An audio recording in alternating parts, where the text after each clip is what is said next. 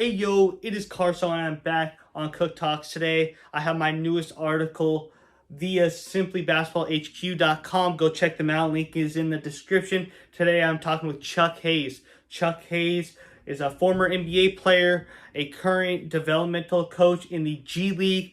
I talked to him about what it takes to be a great college player, a great high school player, and an even better NBA player. I hope a couple high schoolers who are looking up to some NBA players get the chance to read this, watch it. So make sure to send it to them. It was a privilege to speak to Chuck Hayes about his journey and what he did to make it to the big leagues. Enjoy the interview.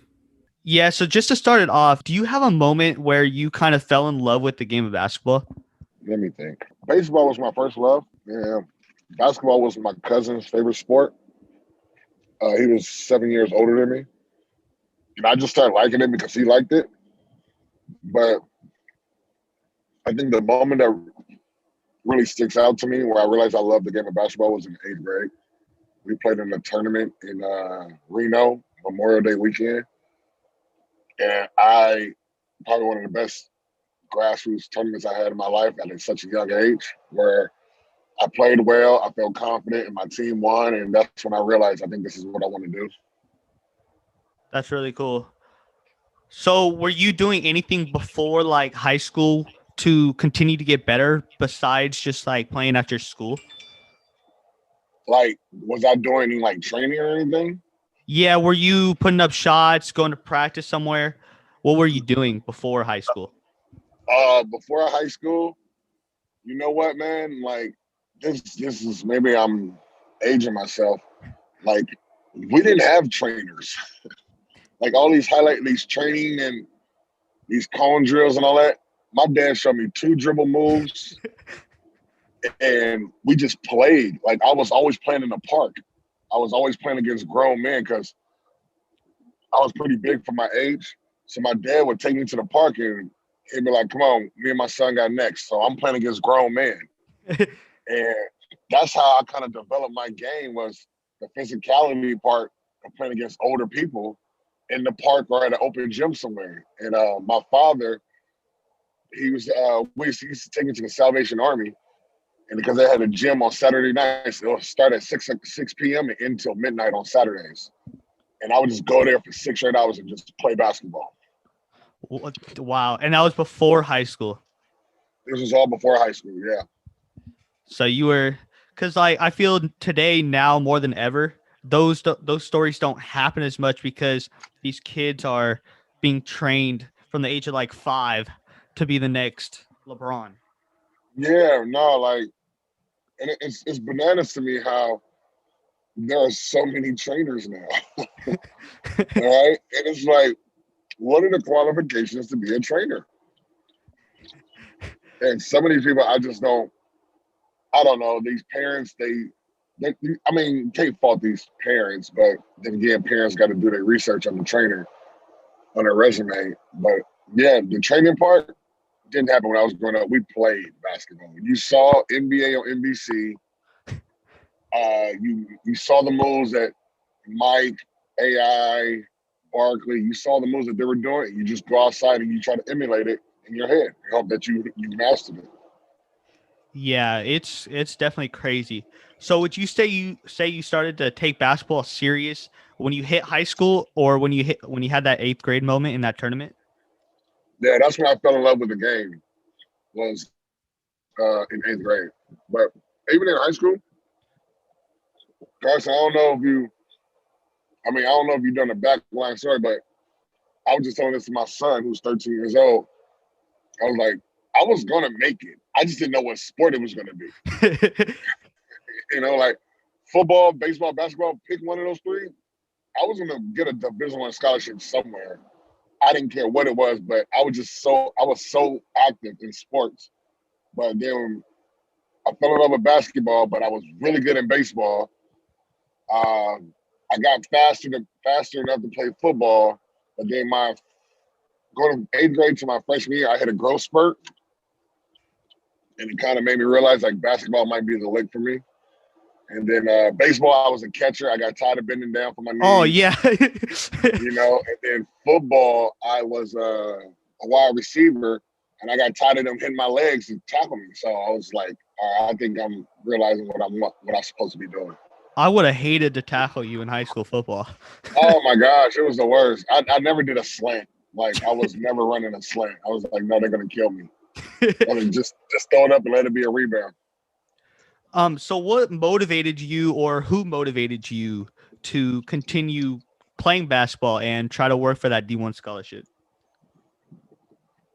Well, man, I got a lot of inspiration, like basketball players, internal inspiration as far as in my household, with my father, my mom. But I had my college heroes who I like. I love watching them play. I had my NBA heroes who I like. And then I had some of the local guys in Modesto who were like 3-4 years older than me. I used to go to their high school basketball games and just watch them. Like I found ways to get motivated or to outdo somebody because I was like, I got to be as good as them because they're really good, So I just found internal motivation throughout my whole life to better myself, to get what I wanted to go. So what was that Modesto competition like? Was it crazy, or was it, your average high school? You talking about the city of Modesto or Modesto Christian? Modesto Christian. It was different because when I was in 8th grade, they had won the state championship with 1 junior and 4 freshmen. Wow. Yeah, and they won the state championship in Division 5, and my dad was like, I did not want to go. First of all, I didn't want to go to Modesto Christian. I wanted to go to Modesto High with all my friends. But my dad was like pressing me, like, no, you need to go here, you need to go here. And then those guys, those freshmen and juniors that won the state championship, I looked up to them. I thought they were really good basketball players, and I was like, man, they won state. I'm not as good as them. I don't know if we can win state.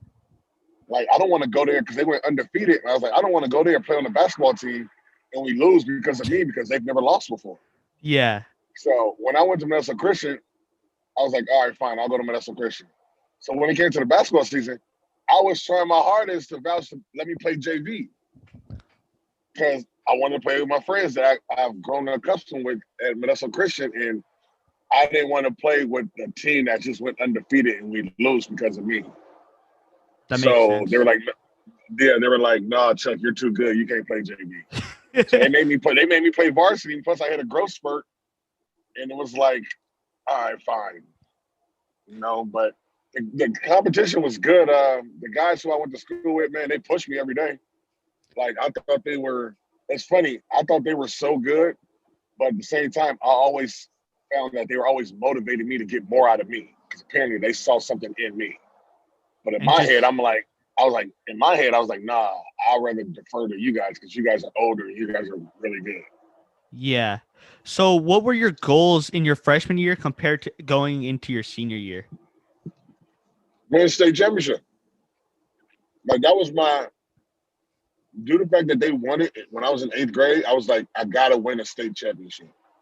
I got to validate my high school career by winning a state championship. And I tried my hardest to win that one.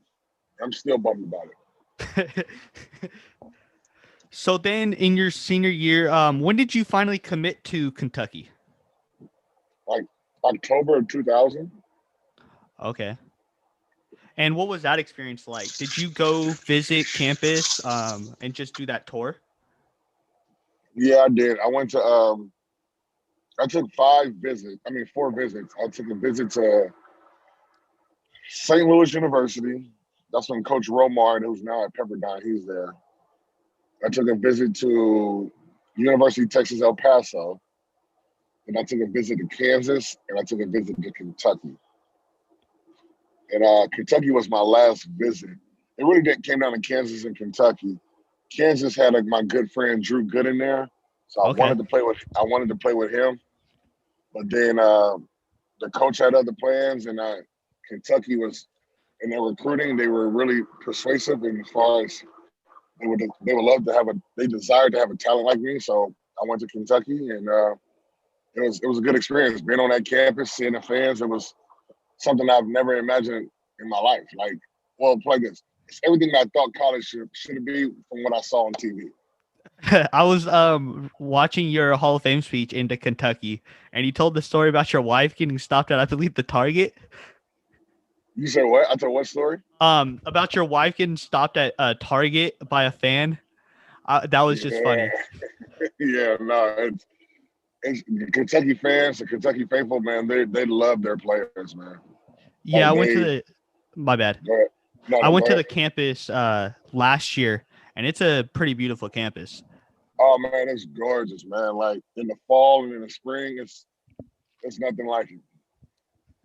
So when you got to Kentucky, what were your kind of goals and mentality going into your freshman year? I didn't know what to expect. First of all, we come into the season as ranked number 2 in the country. Yeah, because Tayshaun Prince, who played in the NBA for like 14 years, and Keith Bogans, who played in the NBA for like 10 years, instead of going to the draft. So I committed to Kentucky with the thought process that they were going to leave and go to the draft early. Mm. They decided to come. They decided to come back, which pushed me down on the depth chart my freshman year. All right, but it brought expectations for us to be the number 2 team in the country. So my expectations was, man, I got to compete. I got to compete. I got to work hard. I can't get tired. I got to go. Like my freshman year, those practices was so. Oh my God, we were huge, like 6'9", 6'10", 6'11". Like here I am, 6'6", playing the 4. I'm like, golly, I gotta find a way to stick. Because you and You know, like Tayshaun would have. My bad. Continue. no, I was like, I gotta find a way to stick. I was like, I gotta get my jumper right. I gotta work harder. I gotta rebound like crazy. It's just because my biggest thing is I didn't want to go home. I didn't want to transfer anywhere. I didn't want to go back home. I wanted to make it stick because I had a lot of doubters who didn't think I was Kentucky material. They were like, why is he going way out there? He's a California kid. He should just stay in the Pac-12 or stay in the WCC or in the WAC or whatnot. But yeah, a lot of people didn't think I was Kentucky good, so I just wanted to prove them wrong. And you definitely did that.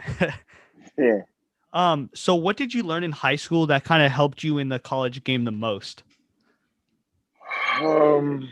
What helped me most?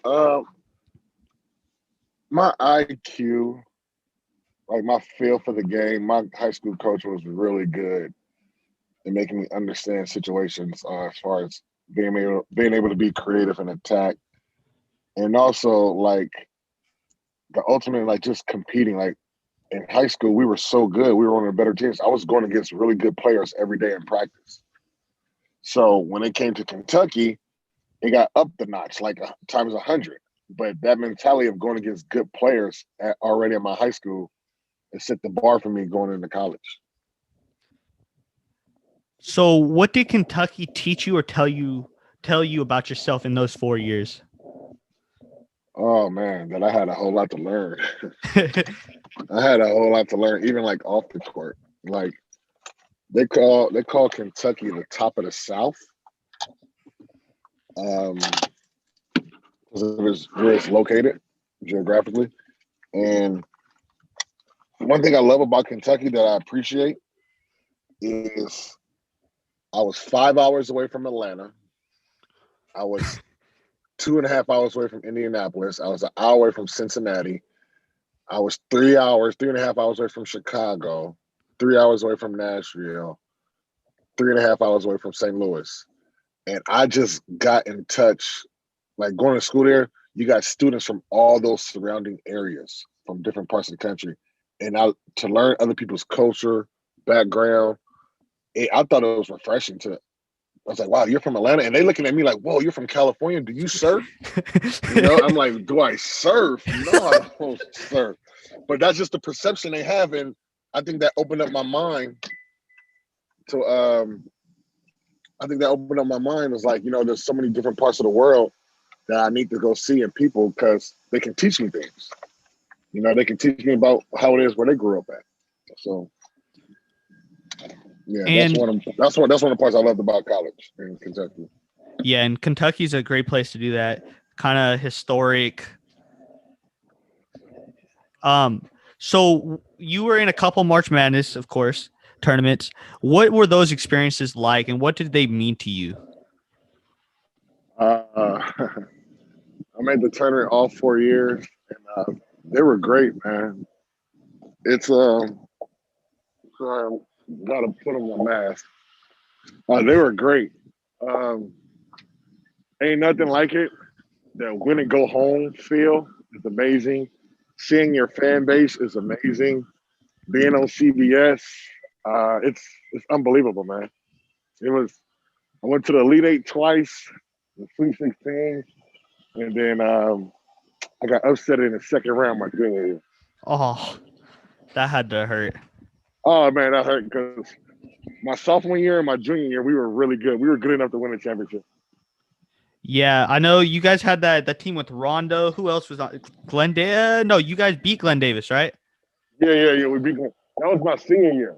We made it to Elite Eight that year. I don't know how we made it though. Like, oh my God, me and my buddies, we talk about it all the time. It was like we weren't that good. We were overtime shot away from going to the Final Four. Yeah. Watching when you look up Chuck Hayes, you get that clip of you guarding Glenn Davis and then putting in the bucket on the other end. That was pretty crazy. Yeah, no, I mean that was a big body to get around. I didn't realize how big he was until I watched a video of him. Oh my gosh, he was so hard to guard because he had good feet too. He was light on his toes. So switching over to the NBA a little, what would you consider your greatest accomplishment as a player, either on or off the court? Oh, first of all, sticking in the NBA is an accomplishment. But I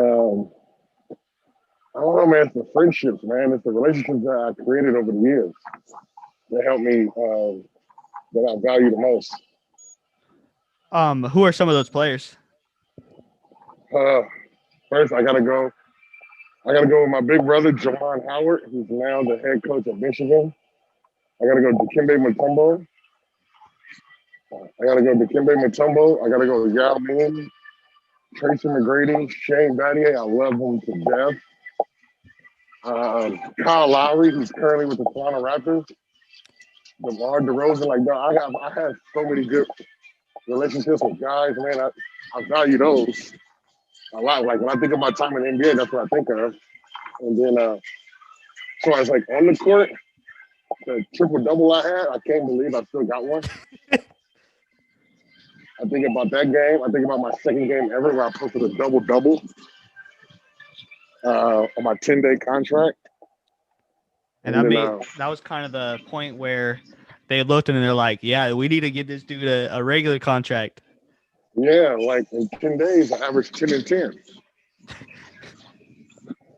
So I didn't realize, like, after my 10 days, and they was like, yeah, Chuck, you're averaging a double-double. I was like, really? I was like, I feel like I need to score more.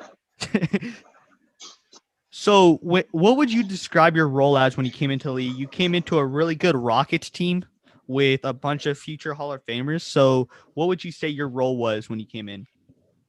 Man, Jeff Van Gundy, who does ABC ESPN games, he told me my job is to cover for Yao Ming. Cover for Yao Ming and cover for Tracy McGrady. And I didn't want to go down to the minor leagues again. I didn't want to go over to Europe. So I did whatever I had to do to stick, to be impactful. And so, yeah, man, that was my mentality the whole time. So would you say that's a huge part of, let's say you're not blessed with those LeBron genetics, is to just to play a role and then develop from there? Yes. Find your niche and be impactful. Be impactful. So what steps did you take to continue to develop your game from your rookie year, that 10-day contract, all the way to when you played for the Kings and got that contract? Wait, say that question again? I'm sorry. What steps did you take to continue to get better each and every year? I was a big film guy. I used to watch a lot of film on my opponent. And I think that's what I got really good at, was knowing the other team's offense, knowing how they wanted to use my man. and try my best to stop him as best I can. So, who would you say you learned the most from when you were in the NBA, whether it's a player, a coach, or any person like that? Jawan Howard. Jawan Howard, man. He was an ultimate professional. He was matter of fact, his family, his wife and family hosted my oldest son's baby shower. He played the same position as me. Obviously, I admired him from his Fab Five Michigan days. So watching him, having him being my teammate and just teaching me about being a professional on and off the court, it was so valuable to me. Like to this day, man, I owe Jawan a ton. So, kind of just to wrap it up, I have a few more questions, and this is more just about advice to younger players. And so you were a former developmental coach for the Nuggets for a while, right? Yes. So, what would you say for players that are working today, whether it's at the high school, college, or even the G League level, to take their game to that next level? Wait, what was the question? What would I tell the high school kids? What? What would you like tell them to work on to continue doing from those lower levels? I would tell them, to be honest with you, if, if this is what you really want to do, you got to work at it every day. You got to work at it, shooting, conditioning, whatever it is. You're not going to be like if you want to be really great right now at a young age, you're setting yourself up for failure. It's about getting better. Like as long as you keep getting better, then that's the success in itself. I heard Kobe Bryant said it best. He goes, "The journey is what makes it a success, not the end result." Like they got to enjoy the journey. On those days where you don't feel like playing, on those days your game is off. So what? Don't shy from it. Go again the next day. I was just telling them, just keep working at it, man. Because I'm a living proof. I've seen it time and time with my teammates. I mean, even Kyle Lowry. Just the fact that I'm sitting here watching their G League team right now. Like Kyle Lowry, he was drafted in late or mid 20s in the 2006 draft. The following year, they draft Mike Conley to be the point guard of the future. So that puts him in the back seat. He gets traded to Houston, where he has to play behind Aaron Brooks, who's at that time he was NBA's most improved player. And then he gets traded from Houston to Toronto for Gordon Dragic, for Jeremy Lin. They wanted to go with Jeremy Lin. They thought the Rockets thought Jeremy Lin was going to be a better upside. Gets traded to Toronto, and all in all, this guy might be a Hall of Famer at the end of the day after his journey. Multi All-Star, on the gold medal Olympian, NBA champion, but he just kept getting better every year. Where now he's setting himself up for a Hall of Fame career and a great career after he's done playing basketball. So journeys like that is what I would tell kids. I was like, you don't want to be Kyrie Irving. You know what I mean? Those are tough. Those are really tough. I don't know, goals to get. But guys like Kyle Lowry, man, those journeys are really fucking amazing. Yeah, his story is absolutely crazy. Just shows that hard work pays off. Oh, absolutely it does. 100%. So, are you down in Orlando for their game? Yeah, I'm down here for the G League. That's pretty cool. Yeah. So just the last one before I let you go. What does it take to take your game from the high school to college and then college to the NBA level? Just is it always the same hard work at every level, or would you say there's something else you have to do to become, whether it's a role player or a star player? Well, everything. I told this to my son who's going into high school next year. When you go into high school, you got to start all over again. Prove yourself. Continue with your work ethic. High school to college, you start all over again. You got to prove yourself to your coaches, to scouters, anybody. NBA, you starting all over again. You got to prove yourself. Awesome. It was great talking to you, Chuck. I'll definitely keep in touch. Hopefully you stay safe with the COVID. Have a great day. All right, thanks a lot, Carson. Yep.